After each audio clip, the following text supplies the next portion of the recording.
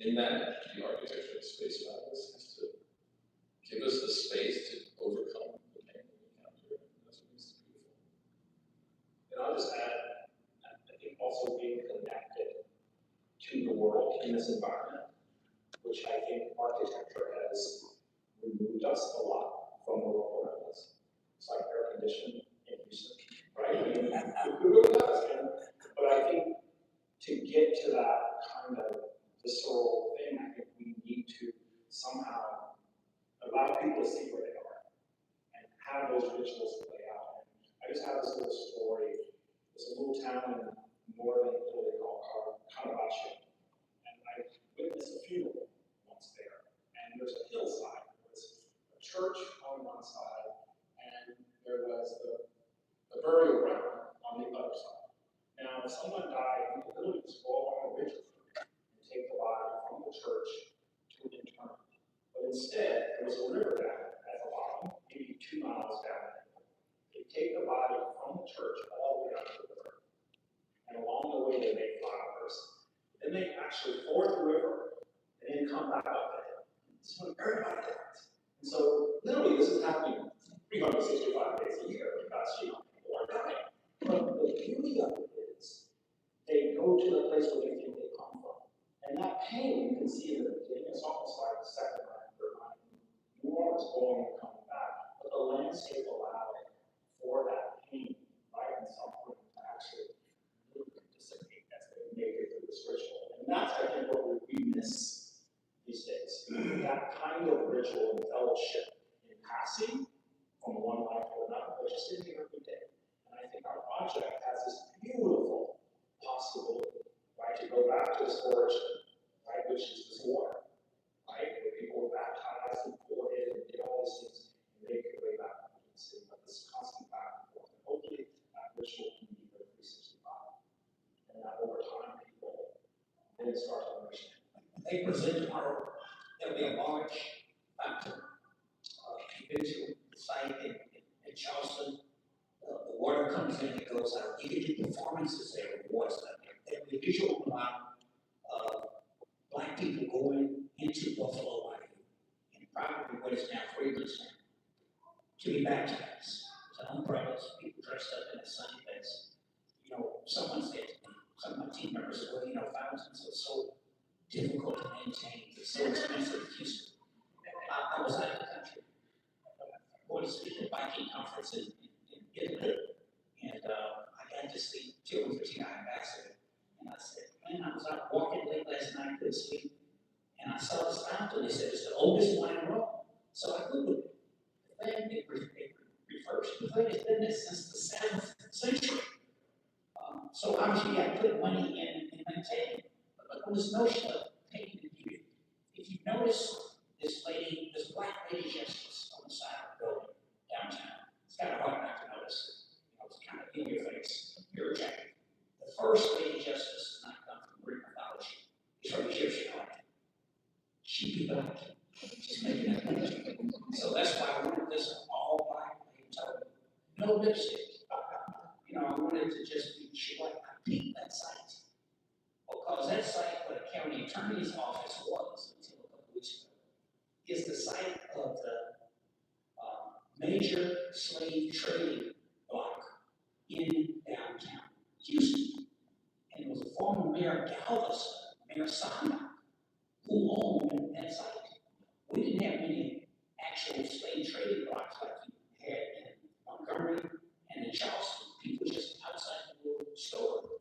You just go on out there and you sell. Here's old Rodney. Talks a little too much, really good, and he could be pretty good worker.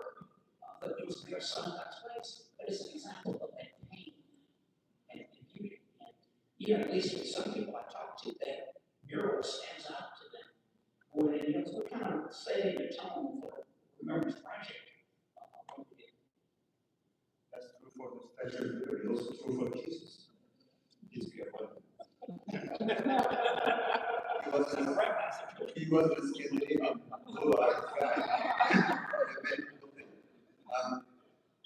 Rabbi Abraham Joshua Heschel, in the context of civil rights, as a good friend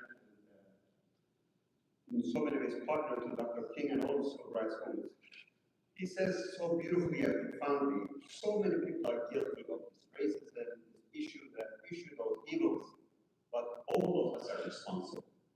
All of us are responsible. In that spirit, what would be your concluding remarks to this audience of Rothko Chapel? What are some of the responsibilities, even if we are not guilty, that we could carry on this message and taking advantage of what's going to happen here in Houston and beyond? What are some of the individual and collective responsibilities that you hope audience and ourselves will lead this gathering?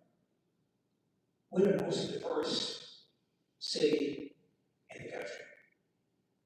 Maybe second most diverse county. 5 million people in the future. Somehow we have to find a way that we coexist. We appreciate one another. Our differences should not be something that separates us. Our differences ought to be something that unites us. You know, that great difference in individuals, what we believe in, the faith we practice, you know, sort of books that we read. It doesn't have to be something that makes us dislike one another.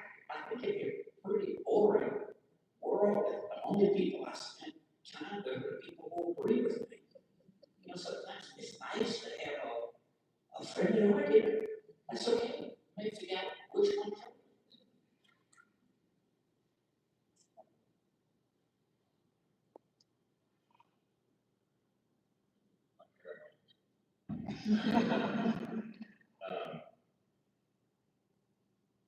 You know, I think this work that we're doing, this, I think, multicultural ritual,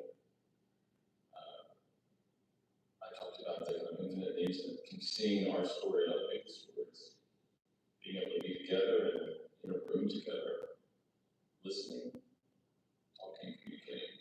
These things are being extracted from our world and creating more isolation. So it takes energy to do these events. It takes energy to go today and to go tomorrow. But you might be surprised that like those little actions, those little efforts are going to actually build community where we didn't see it before. But we're fighting for something for the future. So, you know, for me, these moments are worth it. It's worth the energy to come together to see your story and other stories, and to be able to fight for something together.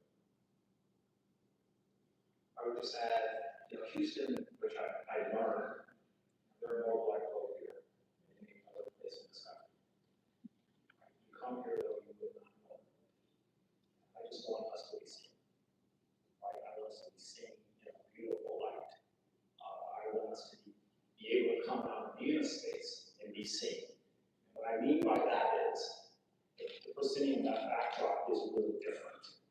Right? It's the backdrop where you might feel comfortable to come to me and go, hey, how are you doing? We're the backdrop today before you across the street. And changing that semiotic is just really important because most people who look like me, our backdrop is the same. And it creates then a semiotic that people create meaning before they even get to know me. And it's a very simple thing. You change the background, everybody looks the same. Right? And it's a very simple thing to do. And it's very difficult to understand that simplicity. But you change the backdrop, and everyone's the same. It's just a backdrop that's creating demonized groups of people in this country. And I think the space that we're going to do, hopefully it will be a place where you see people just out there joyous. And I know it can happen. So. And it will happen. Maybe arrive next year's second Rothko Chapel Juneteenth event, not only in good health and spirits, but I really pray that Memorial Site that we will celebrate tomorrow, which we are intensely grateful for all of your efforts. Rothko Chapel, the New East Mining Center, Asia Society, the MFH, we will play our role as educational cultural institutions in empowering and inspiring people to internalize these moral responsibilities and implementing them, and hopefully we'll celebrate those achievements in 12 months from now. Please join me in thanking this incredible